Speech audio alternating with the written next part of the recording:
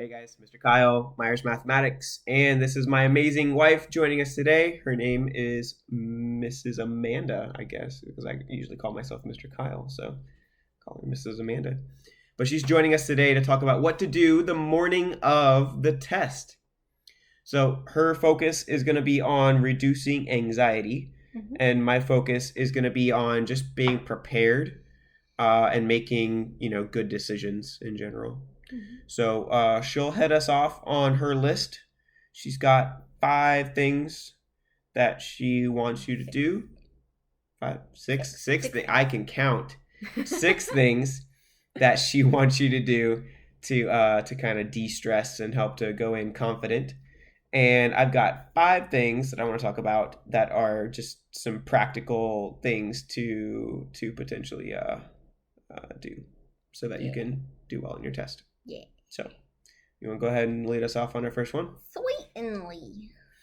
So, my first one is 5 to 10 affirmations.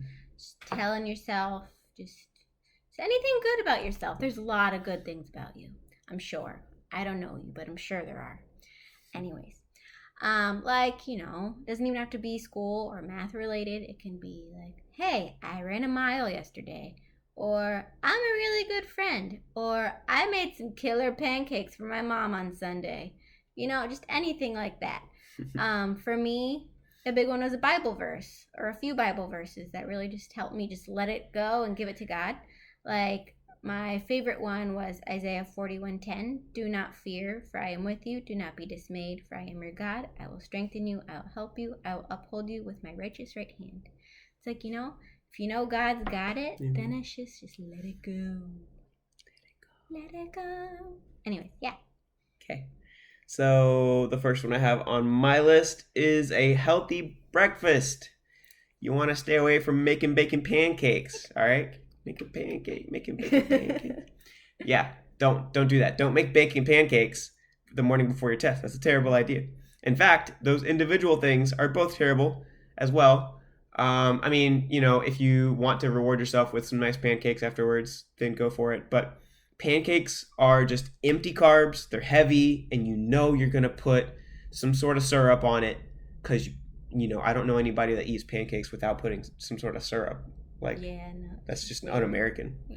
I'm sorry if you're watching this and you're not American. But, people don't normally put things on their, and then that's extra carbs that you don't need to have on there. So stay away from high sugars, empty carbs, meats, just anything that's heavy and it's going to weigh you down, give you a sugar high. Speaking of sugar high and then you have a crash, caffeine.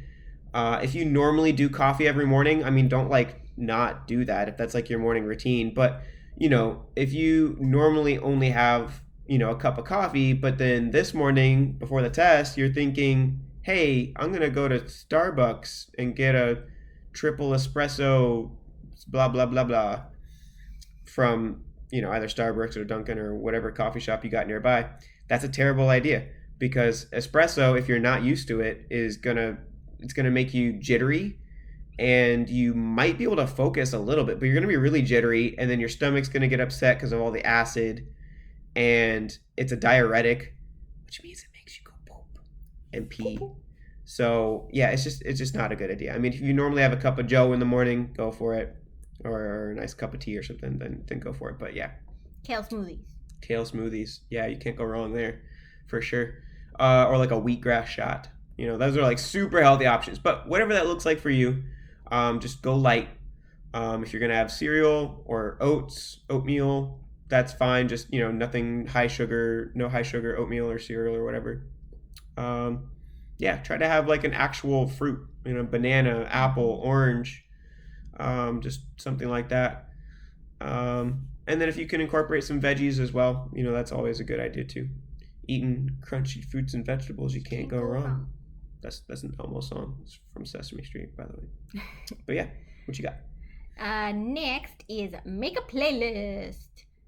We live in the fantastic time of Spotify and Pandora and YouTube and all of the places All the that things. let you listen to all of the wonderful music.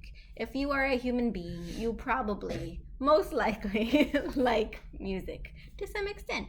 Mm-hmm. Um, so just make a playlist of music that just really pumps you up, makes you feel good, makes you feel confident, makes you feel like you can tackle the world. For example, one of my favorites before a test and or a job interview was "Go the Distance" by Hercules. Mm-hmm. It's a great song. Or "Make a Man Out of You." Mm-hmm. I'm a big fan of Disney songs. Eye of the Tiger. He likes "Eye of the Tiger." Dun, Just, dun, dun, dun. just great, just good, uplifting songs that tell you you can do it because you can.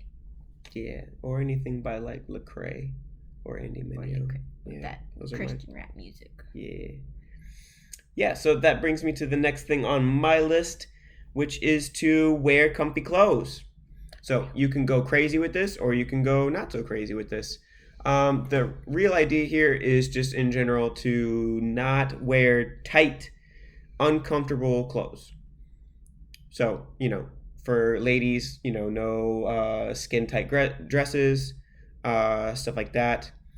And then for guys, like if you wear like if you anything that you like need to wear a belt with, like if your belt is on too tight, it can just like digs in and just it's uncomfortable.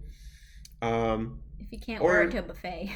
yeah, if you can't wear it to a buffet, don't wear it to a test. Yeah, that's a good one actually. But yeah, just stuff like that, or like you don't want to wear like a dress shirt that's too tight, like one of those like form fitting ones. Like I have a button down on right now, but it's loose. Like it's not tight on me. Like I would wear this to a test. Yeah. Or you can go, all the way to super comfy and wear your Stitch onesie from Lilo and Stitch, or something like that. I have a onesie. It's a pink and white dragon onesie. I've never worn it for a test, but I did wear my bright neon orange camouflage pajama pants to all of my college tests, and that was pretty awesome. I got some people like, what are you doing right now? And I was just like, come at me, bro. But anyways, I did well. So just wear comfy clothes. You don't want to be uncomfortable while you're taking your test. And you wore them the day he met me. Oh yeah, I did. I wore my bright neon orange pajama They got pants. him a wife. Yeah, so you should find them on Amazon because they're worth however much I spent for them. But yeah. My turn. Mm-hmm. Stretch. So, if you're in a test, whether you're at school or the SAT, the ACT, blah, blah, blah, you're going to be sitting in a very uncomfortable chair for an extended period of time. So, stretch. Get your muscles all loosened up, make your back feel all nice, prevent leg cramps. I just lifted up my legs as if you could see them.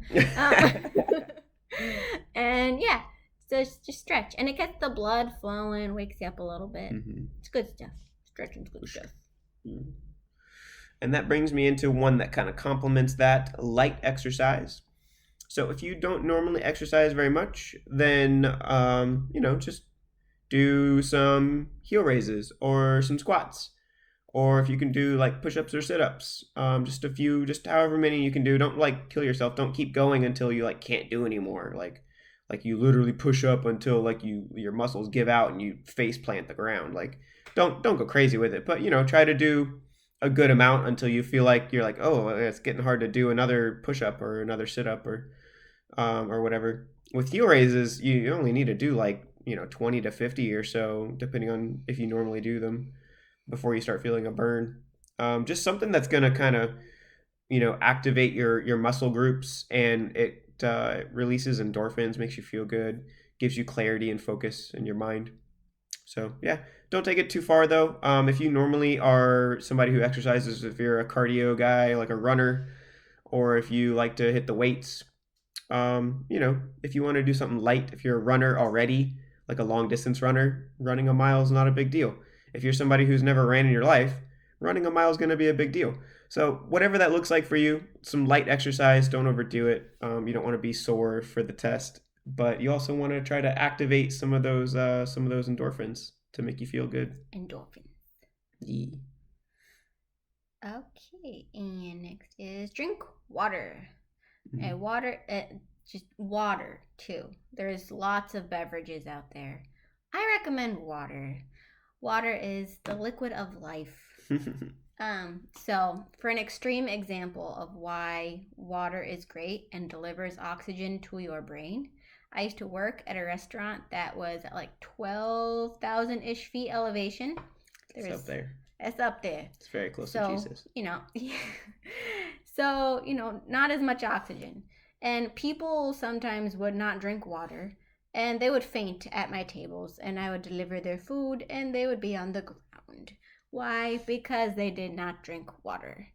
Even though there was water right in front of them that I handed them. Anyways, so, the power of water delivering that oxygen to your brain and flowing through your blood and mitigating your cells and sciencey stuff. Yeah, it's important. And if you don't have enough oxygen going to your brain, you can't think very well, and you need to think on a test. Mm-hmm. Big brain. True dat. True dat. Yeah. So the next thing I have on here is what to pack. So this is a kind of long-ish list. I'm going to go through them fairly quickly, but disclaimer: it is not all of the everything. I kind of just listed the highlights, but also some of the things that I listed are things that you specifically might not need to bring, depending on what kind of test you're taking. So I'm just going to take each one with a grain of salt, and I'll kind of note which ones you might not need to bring. But your notes, pencils, pen, paper, folder, binder. I'll list all of those together. So just all your stuff that you would normally have for your class, even if it's a test that you will not need to bring all that stuff into. Bring it all anyways. All your stuff from your class or classes or your studies for that test. If it's like an SAT, bring your study guide, that sort of thing. Because even though you can't have it with you in the test, it's like having it there, like bringing it with you. You're like, okay, like I'm bringing all this knowledge with me, and it's kind of like a mind game kind of thing. Just to have all that stuff there with you, it can be kind of comforting to know, like, hey, all of that's here with me. So your notes, 3x5 cards. If you wanted to, I suggest bringing those actually because my next video is going to be on partly on something called brain dumping. So you definitely want to bring your 3x5s or have your phone ready with your Quizlet app or your Study Blue app. So for sure, have that ready. Pencils, plural, just in case one of them breaks or runs out of lead or something. A pen because you might need to sign something, or you might need to, or you just feel like writing in pen on something else that you can write in pen on. Paper, folder, binder, just to have your stuff with you. And then the next couple things here: calculator and batteries for that calculator. If you can bring a calculator, you want to bring the biggest, baddest calculator that they'll let you bring, right? That's like the best thing to do. I mean, if they let you bring a graphing calculator, bring a graphing calculator because there's a lot you can do with it. But don't forget to bring the batteries because what if it runs out of batteries and it's no good to you? So if it seems like it won't run, if you forget to bring batteries, you can actually just take the batteries out, put them back in a different order. Still with the plus on the plus, of course, but that can sometimes work. But bring batteries just in case. The next thing is a watch. So this is kind of optional, but it is good to keep track of the time. If you have a Fitbit or a smartwatch right now, though, you might want to just kind of go somewhere, go to Target or Walmart, and just get a cheapo $5 watch, just something that tells the time, and that way you can keep track of the time. They'll keep track of the time for you on big formal tests, anyways. But just having it yourself and being able to look at the time can keep you on track. Or if you think it'll cause you a lot of anxiety, then don't bring it. I mean, all of this stuff is kind of take it with a grain of salt here.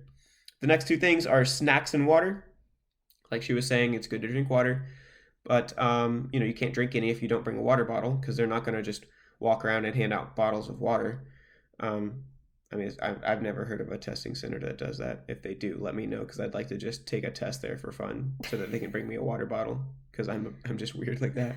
But yeah, bring your own water bottle and drink it. Don't drink like a heavy amount of water an hour before the test. Start to taper off a little bit. Just drink little sips. throughout. A couple sips after every question or something like that is fine. And then whatever snacks they'll let you bring them. Again, just like the light breakfast comment earlier, if you are bringing a snack, have it be something healthy, at least semi-healthy, like a granola bar or something is probably fine. I wouldn't do like one of those chewy bars that's completely covered in chocolate. That's just too much. That's You'll candy. that's It's candy. Yeah, don't bring candy. Candy. Don't bring candy. Bring a snack. So like a Nutrigrain bar or something like Or that would pretzels. probably be fine. Or yeah, pretzels. They're a little salty, but yeah, bring pretzels are okay. Um, yeah, and then the last thing on that list that I made for packing is a jacket. It's very important to bring a jacket if you are going to a testing center with computadoras because a lot of times they keep them cold so that the computers don't get too hot because they give off heat when they're running and all that. So bring a jacket, especially if you're going to be indoors in a testing area. They like to keep things cold sometimes. So get a jacket. You don't want to be shivering during your test. My next one is breathe. So breathing's great. It keeps you alive. But Does though. also it helps you relax if you do it properly. So I remember there was times where like I would get to a question and I'd be like I would literally just think I have no idea how to do this. Mm. So I would just, stop for a second, of course, because you're timed, and just breathe. Just keep your shoulders down because your shoulders Mm-hmm. up causes anxiety. Mm-hmm. Keep your shoulders down, put your hand on your tummy, breathe in, feel your belly, your diaphragm expand, and exhale slowly. Just do it really slow. It helps relieve anxiety. They even have small children do this now, like if they're having like anxiety attacks or temper tantrums, and it Mm-hmm. brings them down. So there's a lot of research showing that like doing a good belly breath slowly will relieve a lot of anxiety. So Yeah. And I think what you mean by belly breathing for people that are not familiar is that when you technically. breathe in, a lot of people when they breathe in like and your chest rises or Mm-hmm. comes out, but really and you can see a Babies. natural baby, a natural belly breather is a baby. Mm-hmm. You watch them breathe, their belly comes out, Yeah. not their Their chest. little tummies. So, and that's because that's how we're supposed to breathe. So when she says belly breathing, that's So. just you wanna have your belly come out when you're breathing, and that's a Mm-hmm. better quality breath. Yeah. But yeah. So the last thing I have on my list is to leave at least 15 to 30 minutes early. If you're like me and you run late to things, and 15 minutes early means you're actually going to be there on time, probably like 30 minutes early.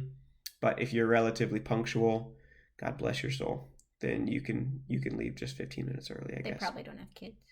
Yeah, well, I feel like that's just an excuse to be honest, because we show up early even with our little one. But anyways, you should definitely leave early. And why? Not just because it's like the mom or dad thing to say, but because when you get there early, you have time to breathe. You have time to get a feel of your surroundings. A lot of times, this testing center that you go to or whatever is not a place that you've been to before. It's uncharted. It's you don't know where you're at.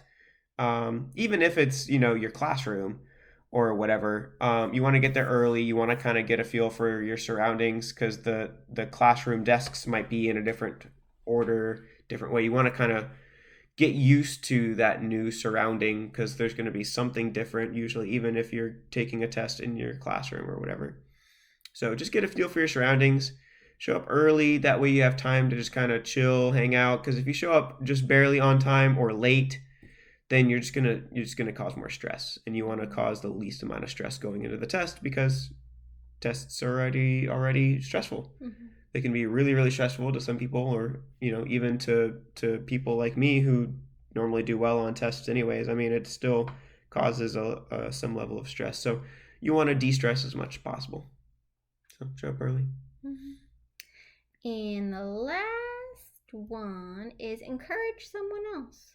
I mean, you normally don't want to like say something nice to someone because it makes you feel good about yourself. But I mean, like, Feels good. But it feels good. And if you're telling like your friend that's there, like, hey, you can do this, you got this, we've studied, you can, I believe in you, then you're also kind of saying it like you're like, why would you say it to someone else but not to yourself? You know what I mean? Mm-hmm. So like no negative self-talk. So like be positive to other people, you can do it. And that'll be Mm-hmm. also reassuring to yourself, like, okay, I think they can do it, I think I can do it too. Yeah. Yeah, I think that's good. That's a good place to end our list for today. So, if this video was helpful, go ahead and put a like in the comments below, like and subscribe. I've got 3 more of these videos coming out. This is a series on test prep. We are 11 videos into this series on test prep. So, if you haven't checked out some of my previous videos, go ahead and check some of those out. They're super helpful as well.